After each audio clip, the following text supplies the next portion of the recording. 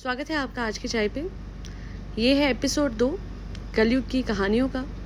और आज मैं आपको बताऊंगी कि कैसे कलयुग में एक पूरे के पूरे शाही खानदान की हत्या कर दी गई और उस हत्या का इल्ज़ाम उसी घर के बेटे पे आया। अच्छा, पूरी बात को समझने के लिए आपको ये पॉडकास्ट अंत तक सुननी होगी, क्योंकि पूरी दुनिया में जिस तरीके की कहानी इस शाही परिवार के हत्याकांड को लेके प्रसिद्ध है, मैं आपको सिर्फ ये कहानी नहीं बताऊंगी बल्कि वो भी बताऊंगी जो बहुत अनसुना है, अनदेखा है और कई लोगों को शायद दिखता भी होगा तो अनदेखा कर देते होंगे, पर वो बातें ज़रूर मैं आपके सामने रखूंगी। तो अपनी स्क्रीन पे आप जिनकी तस्वीर देख रहे हैं वो है रानी ऐश्वर्या, यानी क्वीन ऐश्वर्या ऑफ नेपाल। इनके हस्बैंड का नाम था किंग बीरेंद्र और ये क्राउन प्रिंस दीपेंद्र की माँ थी और इनके 2 और बच्चे थे। सबसे छोटा बेटा निराजन और प्रिंसेस श्रुति की शादी भी हो चुकी थी, उनकी 2 बेटियां थी। अच्छा, आपको हैरानी होगी कि जो दीपेंद्र थे, सबसे बड़े बेटे जो थे किंग दीपेंद्र बीर बिक्रम शाह, ये मात्र 3 दिन के किंग रहे और उसके बाद इनके बेटे का निधन हो गया। पर इसके पीछे एक बहुत बड़ी कहानी है, क्योंकि सबसे पहले थोड़ा शुरू से शुरू करते हैं। तो हुआ कुछ ऐसा कि जो दीपेंद्र थे, क्वीन ऐश्वर्या के बड़े बेटे जो थे, वो इंग्लैंड में पढ़ाई करने गए थे। वहाँ पे इनकी दोस्त बनी दिव्यानी राणा, जिनसे इन्हें प्यार हो गया और उसके बाद ये उनसे शादी करना चाहते थे। इस बारे में जब अपने माता पिता यानी क्वीन और किंग को बताया तो दोनों ने मना कर दिया, क्योंकि एक तो शाही परिवार में होता है कि अपने से नीचे की जो कास्ट होती है उसमें शादी नहीं करते, और दूसरा कुछ ऐसे पॉलिटिकल रिलेशंस थे इनके फादर के यानी दिव्यानी राणा के फादर के दूसरी पॉलिटिकल पार्टीज के साथ, जो कि बिल्कुल अलाइन नहीं करते थे क्वीन और किंग के पॉलिटिकल इंटरेस्ट से। और कहीं ना कहीं इन बातों को लेके थोड़ी बहुत अनबन हमेशा चलती रहती थी क्वीन और किंग और उनके बेटे में। कहा तो ये भी जाता है कि कुछ आपसी अनबन इतनी ज़्यादा बढ़ गई थी कि कहीं ना कहीं जो क्वीन ऐश्वर्या थी उन्होंने बिल्कुल मना कर दिया था, सिरे से खारिज कर दी थी ये बात कि कभी भी जो क्राउन प्रिंस दीपेंद्र है कभी भी वो शादी कर पाएंगे या लव मैरिज कर पाएंगे विद राणा। एंड इसी वजह से उनको एक वार्निंग भी दी गई थी कि अगर वो लव मैरिज करते हैं तो उनको अपनी थ्रोन यानी आने वाले टाइम में उनके चांसेस ऑफ बिकमिंग किंग को बिल्कुल गिव अप करना पड़ेगा और उन्हें बेदखल कर दिया जाएगा शाही खानदान से। इवन दो बाद में क्वीन और किंग मान गए थे शादी के लिए, उसके बावजूद ये अफवाह उड़ाई जाती कि ऐसा कुछ नहीं हुआ था और दीपेंद्र ने बहुत बड़ा कदम उठाया पूरे शाही खानदान के खिलाफ, जिससे पूरा नेपाल शॉक में रह गया। 1 जून 2001 की रात को पूरा का पूरा शाही परिवार यानी टोटल 9 से 10 सदस्य थे, जो कि एक प्राइवेट पार्टी का हिस्सा बनते हैं। बिलियर्ड रूम में होने वाली इस पार्टी में सिर्फ और सिर्फ शाही खानदान के सदस्य थे, यानी क्वीन ऐश्वर्या, किंग बीरेंद्र, दीपेंद्र, छोटे बेटे निराजन, श्रुति और किंग बीरेंद्र के छोटे भाई ज्ञानेंद्र, उनका बेटा और उनकी बीवी, और बाकी सदस्य भी थे। अब होता कुछ ऐसा है कि बड़े बेटे थे जिनकी अक्सर अनबन चलती रहती थी अपने माता पिता से यानी क्वीन और किंग से, वो उस पार्टी से निकल जाते हैं और वहाँ के गार्ड्स जो कि इकलौते चश्मदीद थे उस इंसिडेंट के जो उस रात को हुआ, तो उनके हिसाब से वो एक सिगरेट पीते हैं और उसके बाद जो क्राउन प्रिंस दीपेंद्र थे वो चले जाते हैं अपने रूम की तरफ। अच्छा, सिगरेट में क्या पदार्थ थे ये नहीं बताया गया, बट कहा जाता है कि उसमें कोई काला पदार्थ उन्होंने डाला था। उसके बाद जिस तरीके का उनको नशा हुआ था उन्हें अपना होश नहीं रहा। फिर वो अपने रूम में जाते हैं और वहाँ से राणा को फ़ोन करते हैं। राणा के बारे में तो मैं आपको बता ही चुकी हूँ। फ़ोन करते हैं और उन्होंने ये कहा कि मेरी तबीयत ठीक नहीं है, मैं सोने जा रहा हूँ। पर वहाँ के गार्ड्स के हिसाब से वो सोने नहीं गए, तो उन्होंने फ़ोन पे झूठ कहा था और एज पर द गार्ड्स वो अपने रूम से निकलते हैं और अब उनकी एंट्री होती है बिलियर्ड्स रूम में। अच्छा, कहा जाता है कि वो इतने नशे में थे कि उन्हें पता नहीं था कि वो क्या कर रहे हैं और इसी वजह से वहाँ जाते ही एक रिश्तेदार से उनकी लड़ाई शुरू हो गई। लड़ाई इतनी बढ़ गई कि दीपेंद्र ने अपने पास से M16 बंदूक निकाली और उसके बाद एक एक करके वो सब पे गोली चलाते गए। इस नरसंहार में उनके पिता भी नहीं बचे, यानी उस दिन उस रात को दीपेंद्र ने अपने पिता जो राजा थे नेपाल के किंग बीरेंद्र को भी मार डाला, अपनी बहन की हत्या भी करी और उसके बाद वो रूम से निकलते हैं। इस दौरान हैरत की बात यह है कि समझा जा सकता है जी, गार्ड्स कहते हैं कि हम उस पार्टी का हिस्सा नहीं थे क्योंकि वो प्राइवेट पार्टी थी और वहाँ पे सिर्फ रिश्तेदार थे, बहुत क्लोज रिलेटिव्स थे, तो हमने वहाँ जाना सही नहीं समझा और हमें वहाँ पे नहीं बुलाया गया था। पर क्या पूरे पैलेस में कहीं भी गार्ड्स नहीं थे?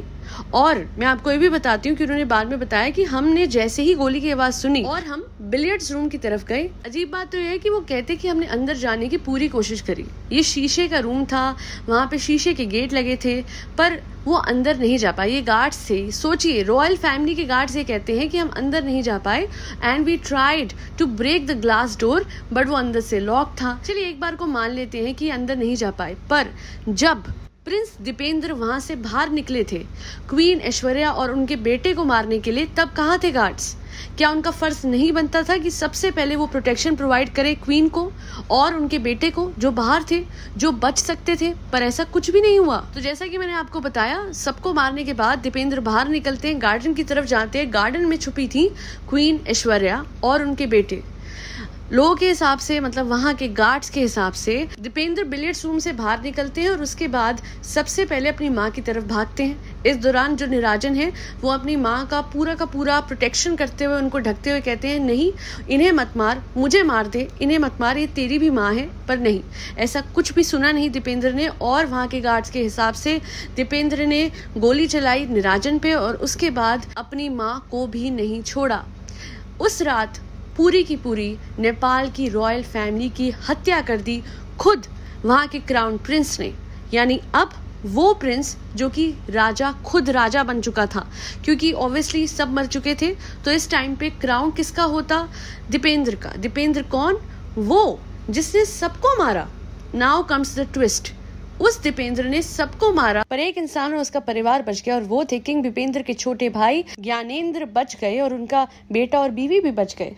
उन्हें सिर्फ गोली छू के निकली, वो सिर्फ जख्मी हुए, और इस गोली के चलने के बाद जो लास्ट गोली चली थी वो खुद दीपेंद्र ने अपने आप को मारी। यानी अपनी तरफ बंदूक तान ली, अपने सिर की तरफ, और उसके बाद अपने सिर पे गोली चला ली खुद दीपेंद्र ने, जिसके बाद वो कुछ 3 दिन तक स्टेट ऑफ कोमा में रहे। And during this point of time जो स्टेट काउंसिल थी, उन्होंने डिसीजन लिया कि क्योंकि इस टाइम पे जो किंग होने चाहिए आइडियली वो तो कोमा में है।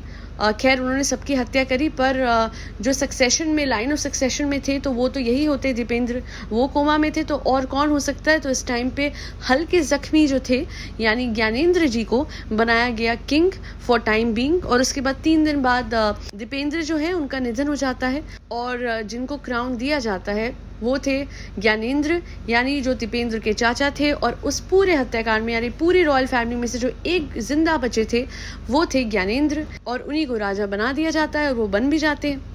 कहने को तो सब यही बोलेंगे कि एक बेटे ने पूरी की पूरी रॉयल फैमिली खत्म कर दी, एक बेटा ऐसे कैसे कर सकता है, वो इतना सेल्फिश कैसे हो गया? पर आपको कहीं ना कहीं बहुत अजीब नहीं लगता कि जब वो ये सब कुछ कर रहा था, कहने के लिए तो वो नशे की हालत में कर रहा था, पर जो इंसान इतना बुरा है, जिसे पावर चाहिए है, जिसे किंग बनना है, वो अपने आप को क्यों मारेगा? वो सबको मारने के बाद उस ही थ्रोन पे से अपने आप को भी हटा देगा खुद पे गोली चला के। Fit of rage, fit of anger लोग कहते हैं, पर अजीब बात है, ये सब कुछ होते गया वो 1 के बाद 2 के बाद 3 के बाद 9 लोगों को मार देता है, रॉयल फैमिली के लोगों को, including the queen and king. और वहां के गार्ड्स जो है वो कुछ भी नहीं कर पाते, ना वो उस रूम में घुस पाते हैं, ना वो गार्डन में बाहर खड़ी क्वीन को बचा पाते हैं, ना क्वीन के बेटे को, क्योंकि क्या है ना कि क्वीन का बेटा बच जाता जो कि बाहर खड़ा था, तो नेक्स्ट कौन बनता? किंग वही बनता, तो उसका बचना भी तो किसी और के लिए सही नहीं था। वो जिनका वेस्टेड इंटरेस्ट था पूरी की पूरी इस रॉयल फैमिली में, वो जो नेक्स्ट राजा बनते। अब आप समझ जाइए मैं किन की बात कर रही हूँ। ऑब्वियसली सीधे शब्दों में तो बहुत कुछ मैं नहीं बोल सकती हूँ, पर खुद पे गोली चला ली उस इंसान ने जो कि बहुत सेल्फिश था, जो कि पावर चाहता था, जो कि क्राउन चाहता था, जो कि राना से शादी करना चाहता था, पर अंत में वो खुद को भी मार देता है। पर एक इंसान जो हल्का सा जख्मी होता है, या चलिए बहुत जख्मी भी हुए तो बच गए, जान तो उनकी बच गई थी, सब लोग मर गए, सिर्फ वही बच गए, वो जिनको नेक्स्ट राजा बनना था। सबके मरने के बाद वो थे king Gyanendra, the former king of Nepal king Gyanendra, यानी दीपेंद्र के चाचा बीरेंद्र, जो किंग बीरेंद्र थे, ऑनरेबल किंग बीरेंद्र थे, उनके छोटे भाई। तो सीधी बात है, पूरी की पूरी रॉयल फैमिली का रातों रात खत्म हो जाना और उनको किंग बना देना, ये बहुत चीजें दर्शाता है। इस कहानी में एक चीज बहुत अच्छे से यूज करी गई थी, वो थी मैनिपुलेशन। राजा और रानी की अपने बेटे के साथ जिस तरह की आर्ग्यूमेंट चल रही थी, क्योंकि वो दुनिया में फैल चुकी थी, तो उसको यूज करके उस लड़के को जो खुद ही नहीं रहा, जो खुद ही जिंदा नहीं रहा, उस लड़के को एक गलत लाइट में दिखाना बहुत आसान था। उस पे सारा ब्लेम डालना बहुत आसान था। शीशे के रूम में गार्ड्स नहीं घुस पाए, रानी को गार्ड्स नहीं बचा पाए, और क्योंकि एंड में चश्मदीद गार्ड्स ही थे, तो जैसी कहानी उन्हें बताई गई वैसी उन्होंने आगे बता दी। सच क्या है, झूठ क्या है, उन्हें पता है, जो इस दुनिया से चले गए। क्योंकि उस रात को तो सिर्फ एक ही इंसान जिंदा रह गया था, वो थे किंग ज्ञानेंद्र और उनका परिवार। उनके अलावा कोई भी जिंदा नहीं था सच बताने के लिए। देखिए, अपनी जान तो सबको प्यारी होती है। अगर कोई एक गार्ड भी सच बता देता तो आपको लगता है कि वो जिंदा रहता? देखिए, जो भी कुछ मैं कह रही हूँ वो सब कुछ स्पेकुलेशन के तहत बहुत बार कहा गया है। ऑब्वियसली जब कोई चश्मदीद ये बताने को ही तैयार नहीं है कि हुआ क्या था, तो सब कुछ स्पेकुलेशन ही कहा जाएगा। पर यहाँ पे सब कुछ समझ में आ रहा है कि हुआ क्या और क्यों किया गया और किसने करा। क्योंकि इतने सारे सहयोग तो होते नहीं है कि सक्सेशन की लाइन में जो लोग थे, इंक्लूडिंग बड़ा बेटा दीपेंद्र, जो कि इस सारे हत्याकांड का मुजरिम होने के बावजूद भी जिंदा नहीं बचा, छोटा बेटा निराजन, जो कि दीपेंद्र के मरने के बाद ऑब्वियसली वो क्राउन प्रिंस था और वो इवेंचुअली किंग बन जाता, और बेटी श्रुति, जो भी इस हत्याकांड में नहीं बची, उसे भी मार दिया गया।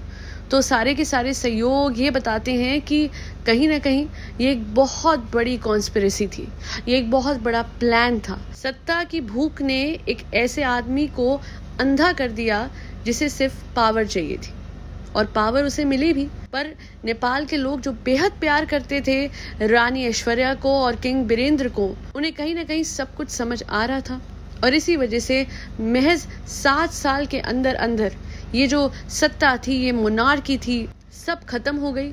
और जो फॉर्मर राजा थे नेपाल के किंग ज्ञानेंद्र, उनका राजपाट जो है उसका अंत हुआ 2008 में। और आज भी जाके नेपाल में किसी से भी पूछ लीजिएगा कि क्या वो इस कहानी पे विश्वास करते हैं कि क्राउन प्रिंस दीपेंद्र ने अपने ही माँ बाप को, भाई बहनों को, सबको मार डाला, तो सब कहेंगे नहीं, वो विश्वास नहीं करते। सच तो आखिर में यही है कि जो भी कुछ हुआ था वो सत्ता की भूख के लिए हुआ था, पर दीपेंद्र ने नहीं किया था, उन्होंने किया था जिन्हें इवेंचुअली सत्ता हासिल हुई, पर बहुत जल्द छिन भी गई, क्योंकि उनकी सत्ता, उनके शासन में कोई खुश नहीं रहा। और सब यही कहते हैं कि अगर आज राजा रानी होते, यानी क्वीन ऐश्वर्या होती, किंग बीरेंद्र होते, उनके बच्चे होते, तो नेपाल का अलग ही रूप होता। क्योंकि वो बहुत ही फार साइटेड थी। जो रानी ऐश्वर्या थी, क्वीन ऐश्वर्या, बहुत फार साइटेड थी। वो समझती थी कि नेपाल में लोगों को किस चीज़ की कब ज़रूरत है और कैसे डेवलपमेंट होनी चाहिए, कैसे ग्रोथ होनी चाहिए। और कहा जाता है कि उनके शासन के दौरान जो भी कुछ हुआ, उस पूरे की पूरे ड्यूरेशन को गोल्डन पीरियड कहा जाता है नेपाल का। और बेहद ही खूबसूरत, well poised, elegant queen Aishwarya को पूरी दुनिया में आज भी जाना जाता है कि किस तरीके से वो हमेशा से बहुत ही ज़्यादा डेडिकेटेड थी अपने लोगों की, अपने कंट्री के लोगों की ज़िंदगी को बेहतर करने के लिए। खैर, उनका अंत तो अच्छा नहीं हुआ, पर उससे भी ज़्यादा अफसोस की बात है कि कहीं ना कहीं सारा का सारा ब्लेम उनके बेटे पे डाल दिया गया। जबकि कई लोगों को लगता है कि उस दिन वो सब कुछ जो कहते हैं लोग कि हुआ है, जो ऑफिशियल स्टोरी सरफेस करती है, वो सच नहीं थी। और जो भी सच था वो सब कुछ उन लोगों के साथ चला गया जो कि उस रात अपनी जान खो बैठे। तो ये थी वो दर्दनाक कहानी जिसमें एक रात के अंदर अंदर एक पूरा शाही खानदान खत्म हो गया, और आज तक किसी को सच नहीं पता है कि किसकी वजह से क्या हुआ था। और कहीं ना कहीं सबको सब कुछ पता है, बस कई लोग सच्चाई से आंखें मूंदे बैठे हैं। आज के लिए इतना ही। कलयुग की और भी बहुत सारी सच्ची कहानियां मैं आपके लिए आगे भी लाते रहूंगी अपने चैनल पे। That'll be all. Do like, share and subscribe to आज की चाय. Thank you so much for tuning into आज की चाय podcast.